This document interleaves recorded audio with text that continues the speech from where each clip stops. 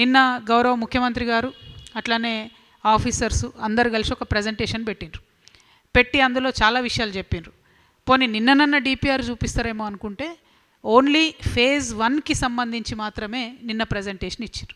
అంటే జనరల్గా మనం ఇల్లు కట్టాలనుకుంటే మొత్తం టోటల్ ఇల్లు ఇట్లా వస్తుంది అని ఆర్కిటెక్ట్ మనకు చెప్పిన తర్వాత బేస్మెంట్ కడతాం, ఇంకోటి చేస్తాం, స్లాబ్ వేసుకుంటాం, ఒక్కొక్క ఫ్లోర్ కట్టుకుంటూ పోతాం.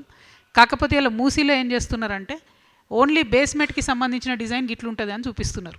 ఇల్లు ఏంది, ఇల్లు స్ట్రక్చర్ ఏంది, దానివల్ల తెలంగాణ ప్రజలకు ఉపయోగం ఏంది, దీనివల్ల ఎంత ఆదాయం జనరేట్ అవుతుంది, ఏం జరుగుతుంది అని సంపూర్ణంగా మాత్రం ఒక పిక్చర్ గవర్నమెంట్ ఇస్తలేదు.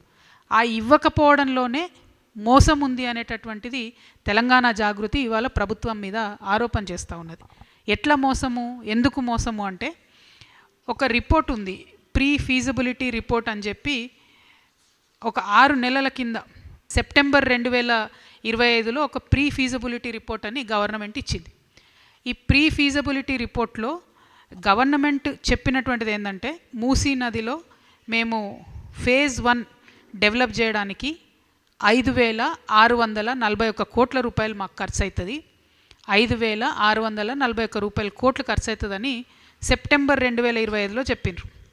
నిన్న ముఖ్యమంత్రి గారు ప్రజెంటేషన్ ఇచ్చే టైంకి 2 రోజుల కింద ఇచ్చిన టైంకి వాళ్ళు ఇచ్చినటువంటి అమౌంట్ ఎంత అంటే 6,500 నుంచి 7,000 కోట్ల రూపాయలు అవుతుందని చెప్పిండ్రు. అంటే 6 నెలల్లో పోయిన సెప్టెంబర్కి నిన్నటికి కరెక్ట్గా లెక్క చెప్పాలంటే 1,359 కోట్ల రూపాయలు పెరిగింది. అసలు first of all total picture ఏందో మనకు తెలియదు, టోటల్ డిపిఆర్ ఏందో తెలియదు, అసలు చేస్తున్నది ఏందో ప్రజలకు తెలియదు. కానీ డబ్బులు మాత్రం 6 నెలల్లో దాదాపు 1,400 కోట్ల రూపాయలు పెరిగింది.